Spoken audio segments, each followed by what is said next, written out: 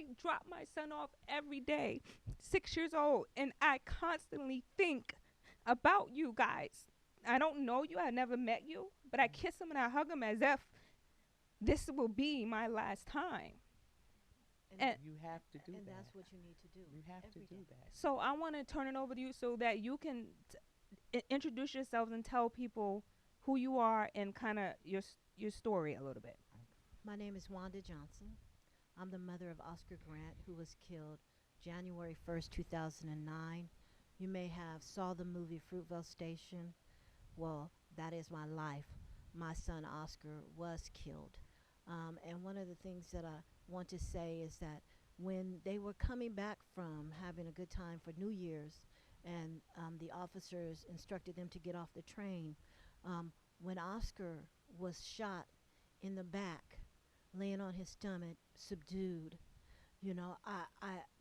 the words that he said still rings in my ear, and that is, "You shot me. I have a 4-year-old daughter. You shot me." Oscar should have never been shot, never been tased, none of that. He was not tased. He was shot and killed. And I think about Oscar all the time because we celebrated my birthday, which was the day before December 31st, and we got to spend that day together. And never would I expect that he will be shot and killed by someone who is hired and paid by us to protect and serve the community. And Oscar was a young man who loved everybody. You know, last year a gentleman came up to me when was having his visual. When Oscar worked at the grocery store, he said, when I was walking out to the car getting ready, your son carried my groceries. And and I said to him, "Well, why you want to carry my groceries? Am I old or something?" Oscar says, "No, that's my job, and I just want to help you out to the car." And so Oscar carried his groceries.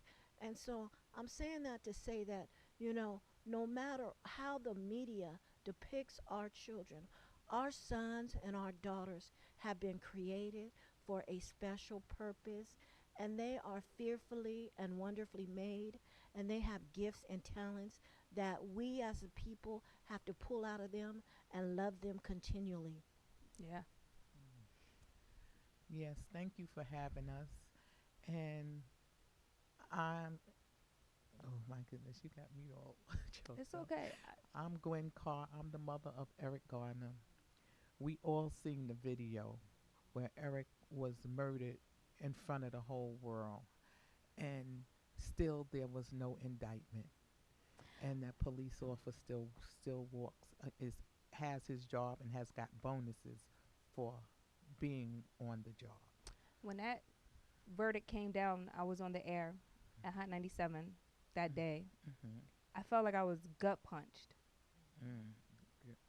You know, I don't know. I lost sight of everything when that verdict came down.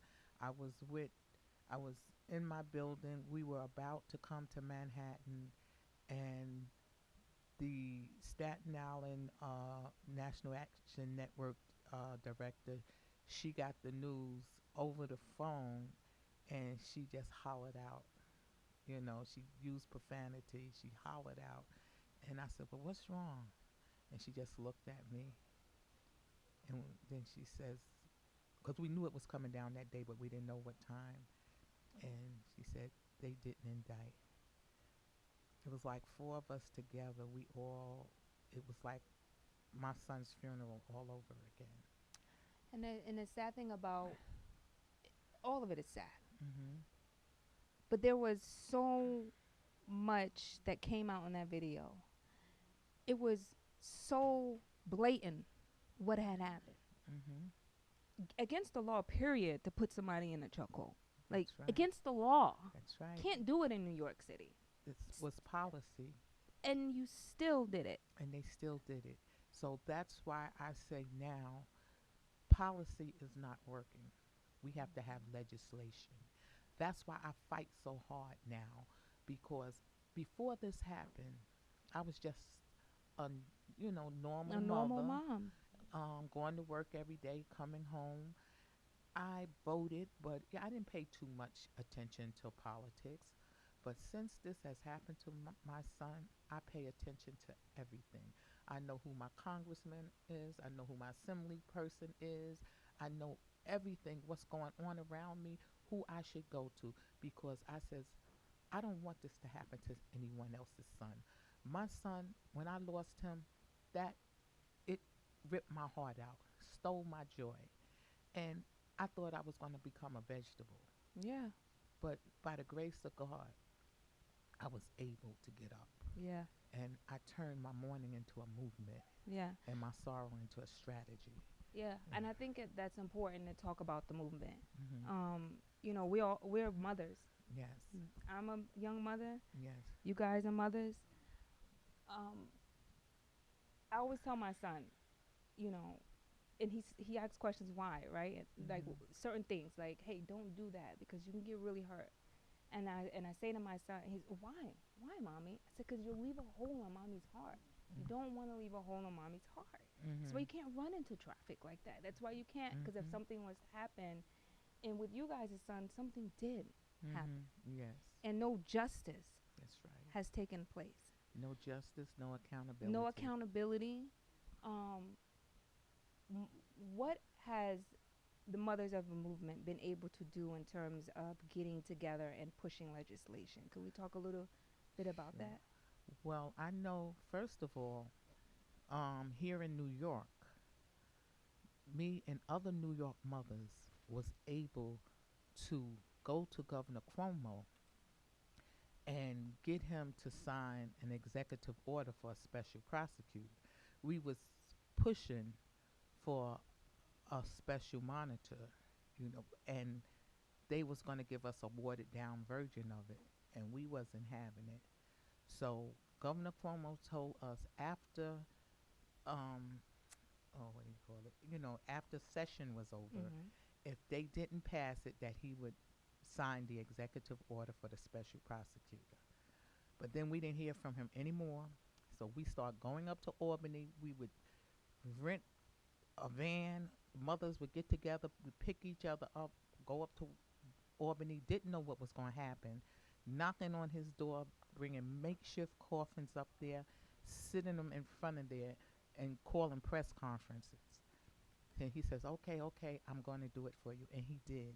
He signed the executive order for the special prosecutor, which, when these senseless killings take place, it takes it out of the hands of the local DA and puts it in the hands of the attorney general.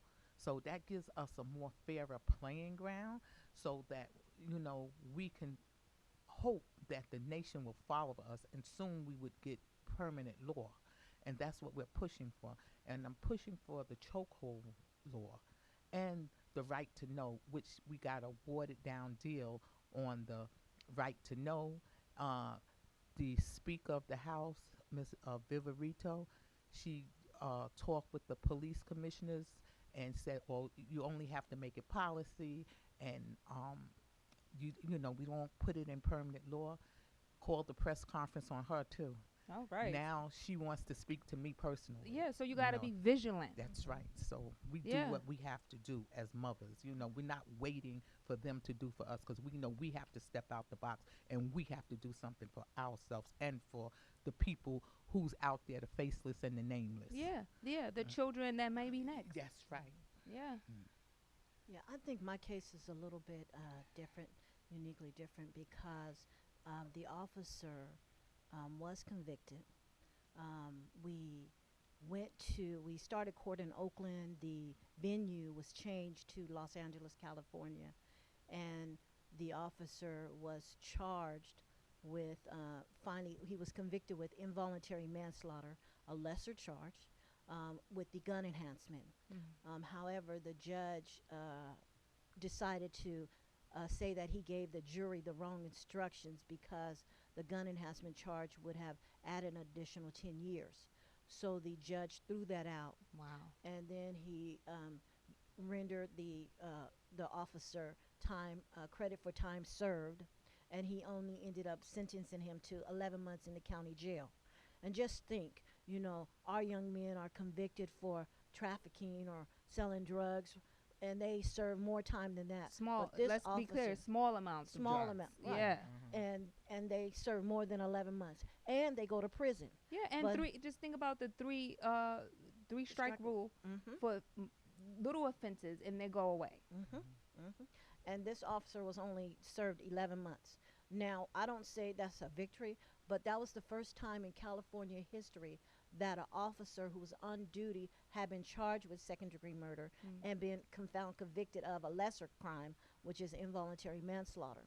But one of the things that we continue to do and press is for accountability. We want officers to be held accountable for their actions. And because there is a different set of Bill of Rights that they follow, oftentimes they're not held accountable. And so it's the grand jury that makes a decision, or you have the district attorney who actually has been working with these officers on numerous cases and maybe often even maybe know the officer. It's hard for them Yeah. to try to convict an officer. And so we're working to try to get that change where the district attorney cannot work to get the officer convicted, but that someone who has not had any contact in that Can- particular right. can work to get the officer convicted. Yeah. And so that's what we're trying to fight for in California. And you know what I want to see change? The inside the police departments, pointing out to their fellow officer, what you're doing is wrong. Yeah, What you're doing isn't right. that makes them just as guilty when Right. they When don't they point it stand out. there and they don't speak up about the behaviors that are going on, in my eyes, you're just as guilty. Yes. And I hold their superiors accountable too because they know what's going on in their precinct. They know the wrongdoing that's going on. And they sit back in their easy chair and they're not doing anything about it either. We have to do something about them. We need to get them out. We need a makeover Yeah. in the That's police that's department. why you need to really look at your local legislation, your local, and those are where Your laws the are made. laws are being made. Mm-hmm. And I think, in our community, sometimes we look at the presidential election as a bigger part, which Absolutely. it is. It's a big Mhm. deal, but It it counts more. It starts. starts at your local. Mhm. And That's we have right. to keep driving that message. Mm-hmm. If you want more people to look like you have to be involved Right. in the process. That's true. But a lot of people don't understand that. They think that it comes straight from the president when in your community is where it starts. Yeah. It's where the laws that affects you, that's where it starts. So we have to vote in every election, not only the major election. Yeah. And that's why we have to really stand together when injustices occur. Not just look at the media at how they say or what they say occurs, because oftentimes when especially our young men are murdered by the police, we hear the different stories from the media where they demonize our young men All the and they time. want us to believe that what in fact the media has said is the truth, when in fact that really Was has not- not, that's not the truth. Yeah. Right? And so we have to rally together. And that's one of the things with my son's case is that the community, it was 7 different videotapes from different angles. The community stood up and said, no, that should not have happened. And that's what we need, more people to get up and when they see wrong taking place, to stand up and say that that shouldn't have happened, and then work together to change the laws and understand that it is a process that has to take place. It just does not happen overnight, but you have to continue to fight. You have to continue to fight even when you're tired and restless. You have to continue to fight. And we as mothers, have vowed that our sons' names will not be forgotten. Every time we have the opportunity, we will stand in front of the media and share what happened with our sons and with our sisters' sons and Yeah. daughters, what happened with them, to let you know that our children mattered to us. Okay, they may not they may Yeah. not have mattered to those in the community, but they matter to us, Yeah. and we loved our sons and daughters, Yeah. and so we will continue to fight for them and fight for others who have lost their lives senselessly like our sons have. Yeah. Yeah. And we're not going anywhere. Yeah. And they, like my sister Wanda says, They demonize our children soon as they're killed by the police, and they bring up if they have a record, they want to Mhm. bring that up. But do we ever hear about the record of the police Mhm. officer? Right. Do they ever Or go how back many in there? disciplinary Yes, actions they may Mhm. have we had, don't or hear that, and now they're trying to make it where we won't see that. yeah, Mhm. yeah, And it's a shame. It's such a double standard, and we're all American citizens. We should be governed by the same law. yeah, yeah. It shouldn't be two separate laws. Yes. Well, listen, I thank you, ladies, so much for being here today. Thank you. I applaud your courage, and whether you know it or not, you're inspiring so many women across the world by just campaigning for your sons and the injustice that's going on. So again, thank you so much for just being vigilant in what you're doing and changing the way laws are being done and the way things are being handled. So thank you so much for stopping Thank by. you. Thank you. Thank you. For It's having Circle of us. Sisters 2016. Thank you.